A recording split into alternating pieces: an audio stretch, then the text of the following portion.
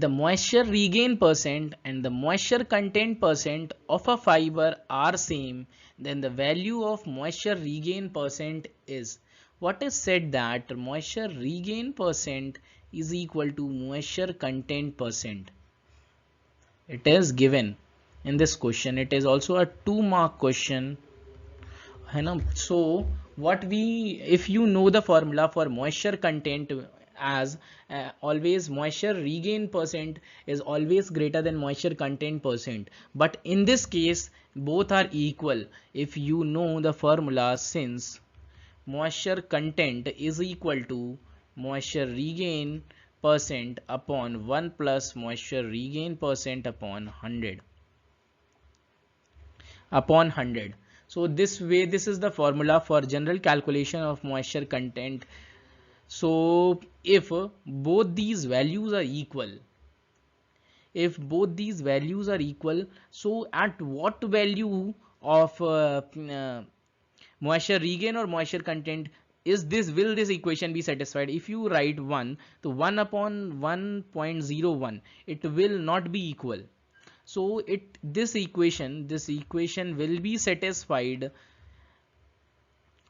for moisture regain is equal to moisture content percent, just in case if the value is 0. You can put it here. If we put moisture regain as 0, then 0 upon 1 plus 0 upon 100, it will come out to be 0. Otherwise, except 0, if you write any value, then always moisture regain percent will be greater than moisture content percent.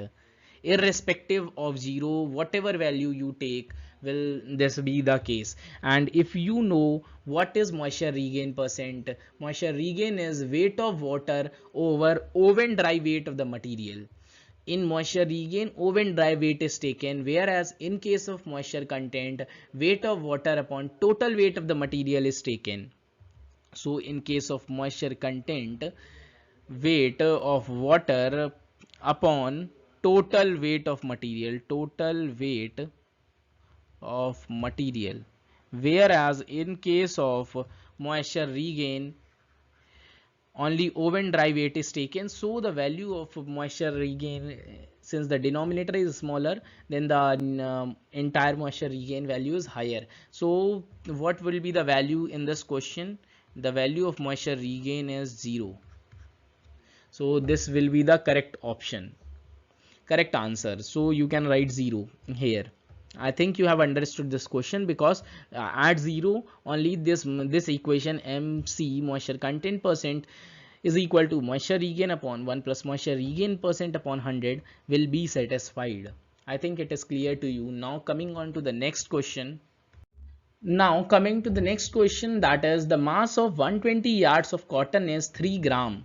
The count in any of the yarn is rounded off to 1 decimal places. So this is a basic textile calculation question. So just solving, 1 yard is equal to, I think you must be knowing that 1 yard is equal to 0.9144 meters. So 120 yard length would be 120 yards would be 120 into 0.9144 meters. So it will come out to be 109.72 meter. So gram per meter of cotton fabric would be gram is given as 3 gram per 109.72 meter. So when you solve this, it will come out to be 0.0273. So you have calculated gram per meter of cotton. So thus, therefore, the count in any of yarn will be, the formula is 0.5905 upon gram per meter. So we can easily calculate this part. 0.5905 upon gram per meter is 0.0273, If you calculate this, it will come out to be 21.6. So the NE is 21.6. The count of the yarn is 21.6 NE. I think it is clear to you. So this was the simple calculation part. NE is the indirect count, and indirect count is calculated as 0.59 0.5905 upon gram per meter.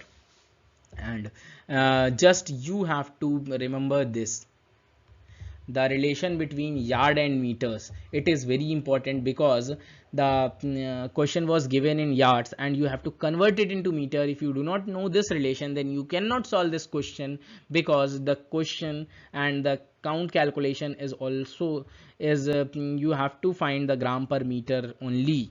So just remember what is yard, what is pound, and what is the value of pound. 1 pound is equal to 453.5 lb grams. 1 lb is equal to 453.5 grams. So is so on. You can calculate these types, and you must learn these basic calculations and basic formula for textile calculation. Now coming on to the next question.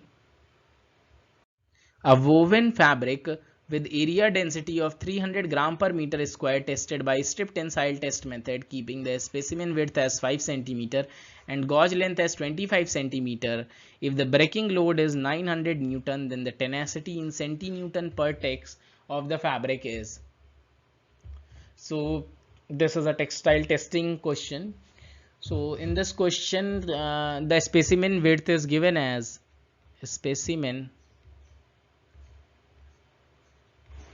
width is given as 5 cm and the areal density is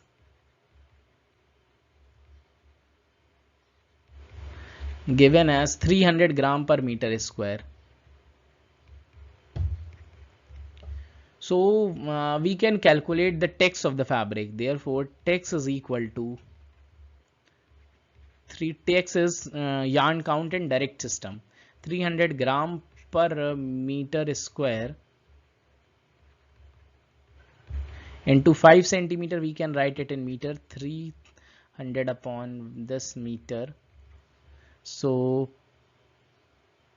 meter to meter got cancelled, and if we multiply one this side and one this side, so it will come out to be 1500 gram per 100 meter. If we multiply this and this, so it will come out to be gram per 1000 meters.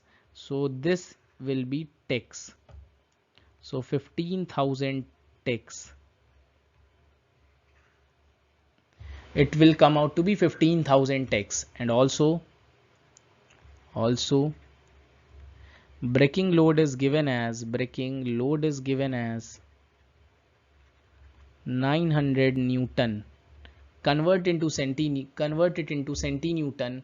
You will get 900 into 100 centinewton.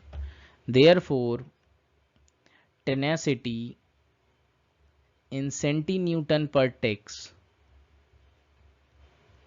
is equal to 900 into 100 centinewton upon 15,000 tex. Just calculate this.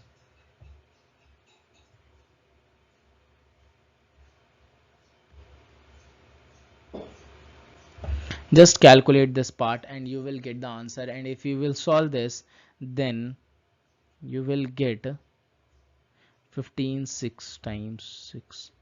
Then the tenacity is 6 centinewton per tex. So the answer is tenacity of the fabric is 6 centinewton per tex. This is the right answer. I think it is clear to you. Now coming on to the next question. A 50 tex yarn with mass CV of 12.5% is produced from staple polyester fibers, each of 4.5 denier fineness. The index of irregularity of the yarns rounded off to 2 decimal places is. So you have to calculate the index of irregularity. So if you know what is index of irregularity is, CV mass percent upon under root of n. Under root of n means number of fibers. So just calculate the number of fibers. Number of fibers, if you will calculate number of fibers, is yarn text upon fiber text. So if you will calculate yarn text is given as 50 text, and fiber text, it is not given in text, it is given in denier. So we have to calculate this in text. So 4.5 upon 9 divide by text. So text to text got cancelled, and number of fibers will come out to be 50 into 9 upon 4.5, and you will solve 10. The number of fibers will come out to be 100. So index of irregularity